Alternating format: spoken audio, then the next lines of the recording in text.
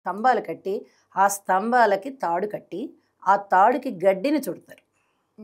గడ్డిని చుట్టి దానికి ప్రమిదల్ని ఏర్పాటు చేస్తారు. అక్కడ ప్రమిదని ఏర్పాటు చేసి తోరణాలు అంటే తోరణం మాదిరిగా గడ్డితో ఏర్పాటు చేస్తారు. ఏర్పాటు చేసి ఈ అగ్ని వెలిగిస్తారనమాట. వెలిగించేటప్పటికి ఇక మొత్తం కాలుతుంది. అది మొత్తం కాలిపోతుంది. మనకి ఒత్తి ఏమి కనిపించదు. ఎందుకంటే గడ్డి కాబట్టి ఆ గడ్డి ఇక వెలుగుతూ ఉంటుందన్నమాట.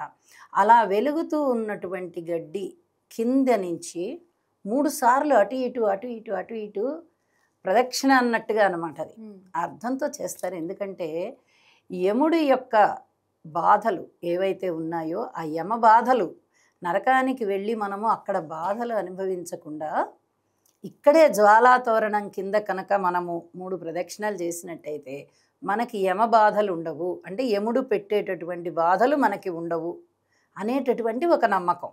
కాబట్టి ఈ జ్వాలాతోరణాన్ని వెలిగించి దాని కింద ఈ విధంగా గనక ప్రదక్షిణలు చేసినట్టయితే మనకి యమ బాధలు తప్పిపోతాయి అని చెప్పి చెప్తారనమాట. ఇది కార్తీక పౌర్ణమి రోజు చేస్తారు.